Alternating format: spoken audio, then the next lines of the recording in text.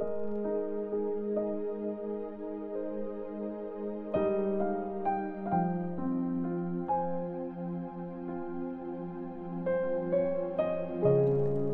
chapter 2. Pinagaling ni Jesus ang lalaking paralyzed. Bumalik si Jesus sa Capernaum pagkatapos ng ilang araw at kumalat ang balita na nasa bahay siya. Dumagsa doon ang maraming tao kaya wala nang space kahit hanggang doon sa labas ng pinto. Habang nagtuturo si Jesus, dumating ang 4 na tao na may dalang paralyzed na lalaki. Nahirapan silang ilapit ang paralyzed kay Jesus dahil sa dami ng tao. Kaya gumawa sila ng butas sa bubong at binaba nila doon yung banig kung saan nakahiga ang lalaki. Na makita ni Jesus ang faith nila, sinabi niya sa taong paralyzed, "Anak, pinatawad na ang mga kasalanan mo." Narinig yun ng mga teachers ng law na nandun, kaya sinabi nila sa sarili nila, "Grabe, pang-iinsulto ito sa Diyos. Paano niya nasasabi yun? Di ba Diyos lang ang pwedeng magpatawad ng mga kasalanan?" Nalaman agad ni Jesus ang iniisip ng mga teachers ng law, kaya sinabi niya sa kanila, "Bakit ganyan kayo mag-isip? Alin ba ang mas madaling sabihin sa paralyzed? Pinatawad na ang mga kasalanan mo? O tumayo ka, kunin mo ang banig mo at lumakad ka? Papatunayan ko sa inyong may kapangyarihan ang Son of Man na magpatawad ng kasalanan dito sa lupa." Sinabi ni Jesus sa paralyzed, "Sinasabi ko sa iyo, tumayo ka, kunin mo ang banig mo at umuwi ka na." Tumayo agad ang lalaki, kinuha ang banig niya at umalis. Bumilib ang lahat ng nandun at nagpuri sila sa Diyos. Sinabi nila, "Wow, grabe, ngayon lang kami nakakita ng ganito." Tinawag ni Jesus si Levi. Nagpunta uli si Jesus pangpang ng Lake Galilee at pinaliputan siya doon ng maraming tao. Tinuruan niya ang mga ito. Habang naglalakad siya, nakita niya si Levi na anak ni Alphaeus. Si Levi ay isang tax collector.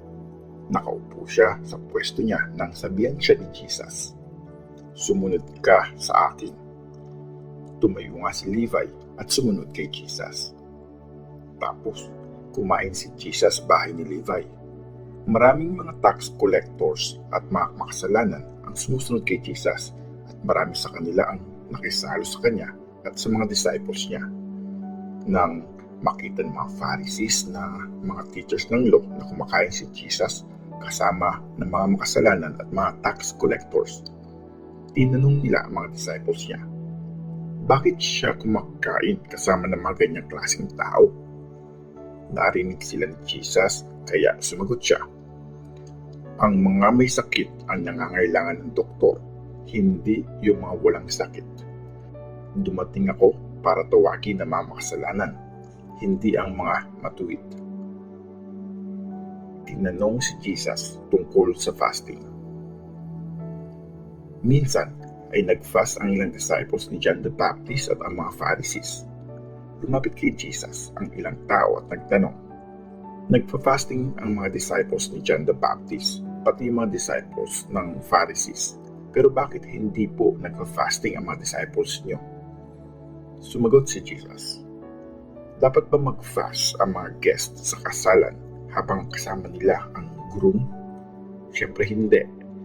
Habang kasama nila ang groom, kakain sila. Pero dadating din ang araw na kukunin sa kanila ang groom. Sa araw ding yun, magfa-fasting na sila. Walang gumagamit ng bagong tela para takpan ang butas ng isang lumang tela. Dahil kung gagawin yun, uurong ang bagong tela. Tapos, mababatak ang pinagtapalan at lalong lalaki ang butas. Wala din naglalagay ng bagong alak sa lumang wineskin. Isang lalagyan na gawa sa leather. Sasabog ang wineskin pag ginawa yun. Masasayang lang ang alak at masisira pa ang wineskin. Kaya dapat sa bagong wineskin nilalagay ang bagong alak." Tinanong si Jesus tungkol sa Sabat. Isang araw ng Sabat, napadaan si Jesus kasama ang mga disciples niya sa taniman ng wheat. Habang naglalakad sila, nangunguha ng mga butil ng wheat ang mga disciples. Kaya tinanong si Jesus ng mga Pharisees, "Tignan mo, bakit ganyan ang ginagawa ng mga disciples mo? Di ba bawal yang gawin pag-araw ng Sabat?" Sumagot si Jesus, "Hindi niyo ba nabasa ang ginawa ni David noong nagutom siya at ang mga kasama niya? Pumasok siya sa bahay ng Diyos at kinain niya ang tinapay na inalay sa Diyos. Ginawa niya yun nung si Abiathar pa ang high priest. Pero di ba, mga priest lang ang pwedeng kumain ng tinapay na yun? Tapos, binigyan pa niya ang mga kasama niya. Ginawa ang Sabat para sa tao at hindi ang tao para sa Sabat. Kaya nga, ang Son of Man ay Panginoon maging ng Sabat." Mark chapter 3. Pinanggaling ni Jesus ang lalaking paralyzed ang kamay. Bumalik si Jesus sa sinagogue. May lalaki doon na paralyzed ang kamay. Nag-aabang ang mga tao kung pagagalingin niya ang lalaki sa araw ng Sabat kasi gusto nilang hanapan ng mali si Jesus. Pinalapit ni Jesus ang lalaking paralyzed ang kamay. Pagkatapos, tinanong niya ang mga tao doon, ano ang pinapayagan ng law pag Sabat? Ang gumawa ng mabuti o masama? Ang magligtas ng buhay o pumatay? Pero walang sumagot sa kanya. Galit si Jesus habang tinitingnan niya ang mga tao, pero nalungkot siya kasi ang titigas ng ulo nila. Kaya sinabi niya sa lalaki, "Idiretso mo ang kamay mo." Diniretso nga ng lalaki ang kamay niya at gumaling ito. Lumabas ang mga Pharisees sa sinagogue at nakipagkita agad sa ilang members ng grupo ni Herod para ipapatay si Jesus. Pinuntahan si Jesus ng sobrang daming tao. Pumunta si Jesus at ang mga disciples niya sa Lake Galilee. Sinundan siya doon ng sobrang daming tao na galing sa mga bayan ng Galilee, Judea, Jerusalem, Idumea at mga lugar sa islang Jordan. May mga galing pa sa palibot ng Tyre at Sidon. Pinuntahan si Jesus ng lahat ng mga taong ito dahil narinig nila ang tungkol sa mga ginagawa niya. Dahil sa sobrang dami ng tao, sinabihan ni Jesus ang mga disciples na maghanda ng bangka para hindi siya maipit ng napakaraming tao.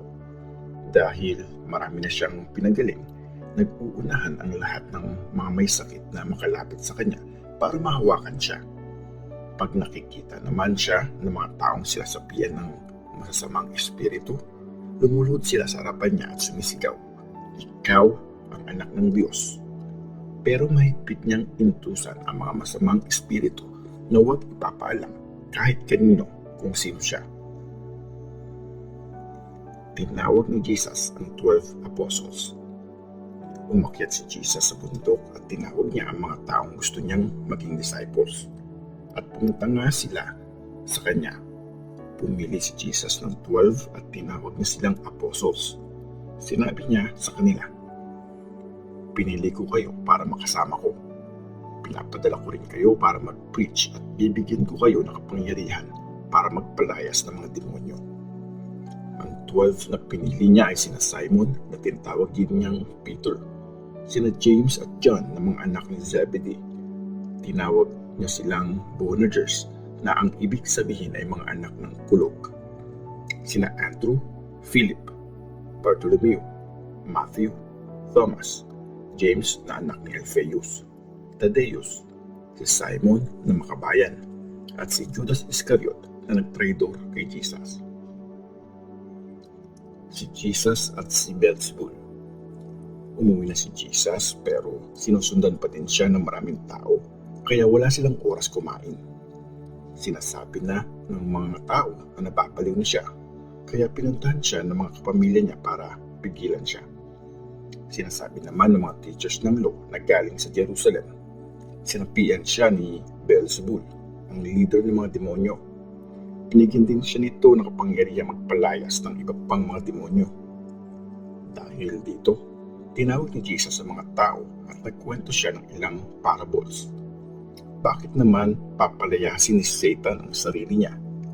Mawawasak ang isang bansa kung naglalaban-laban ang mga tao dito. Mawawasak naman ang pamilyang nag-aaway ang mga miyembro. Ganon din ang mangyayari sa kaharian ni Satan. Kung sila ang mag-aaway, papaksak ang kaharian niya.